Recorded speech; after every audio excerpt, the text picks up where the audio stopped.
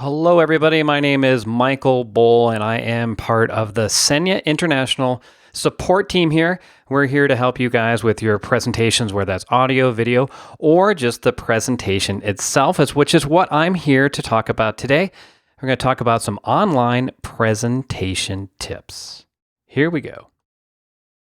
First off, let's talk about hashtags. Now, if you engage in social media of some sort, you're probably already familiar with hashtags. It's that hashtag followed by some sort of word or number or whatever. And in our case, the official hashtag for this Senya conference is Senya 2020. So if you were going to tweet out or Facebook out or Instagram out any sort of information about your presentation, please add hashtag Senya 2020 to it so people can search and find it easily. Also, we can see if it's trending. Maybe it will become incredibly popular. You should consider a hashtag of your own. So in addition to hashtag Senya 2020, you might have your own. Please put the word Senya in it. So maybe it'll be hashtag Senya my presentation. I don't know. Probably think of something more original than that, or whatever concept it is that you're trying to push out to your audience that you want to spread. So social media is a great way to spread ideas. And remember, those who spread their ideas first, or spread them in general, are the ones who win, for better or for worse.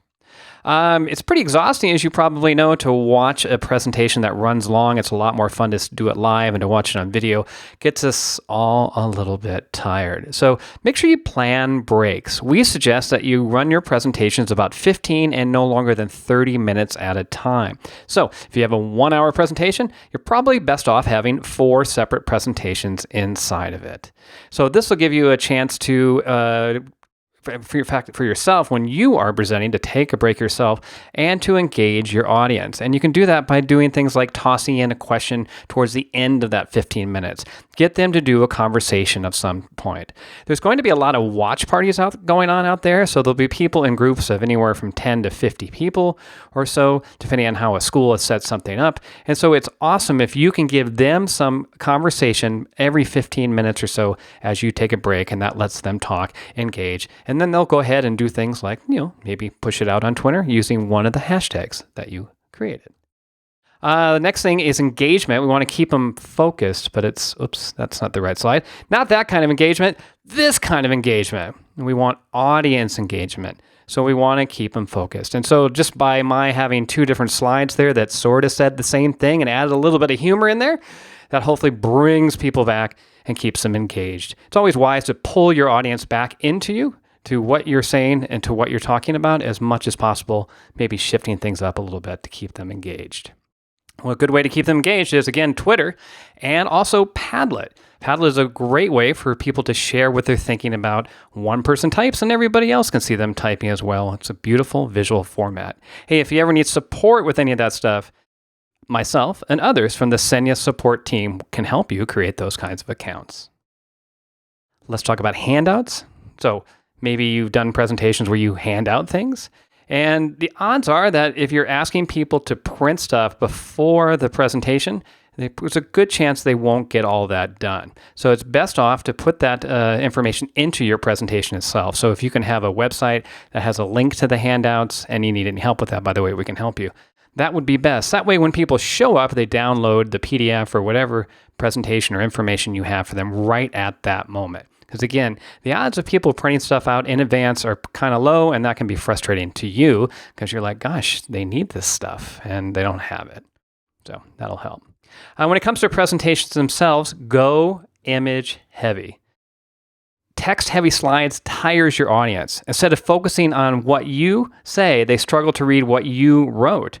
Break multiple ideas into multiple slides. So you can see here, that was a lot of text, right? Probably too much text. What I really meant to say was avoid lots of text. It tires your audience.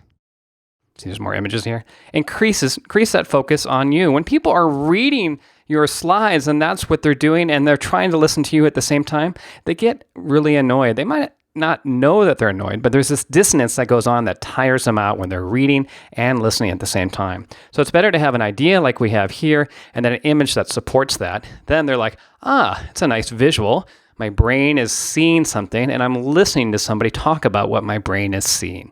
That makes your audience much happier, and they may not realize it, but at the end they'll be like, wow, that was really exciting and engaging.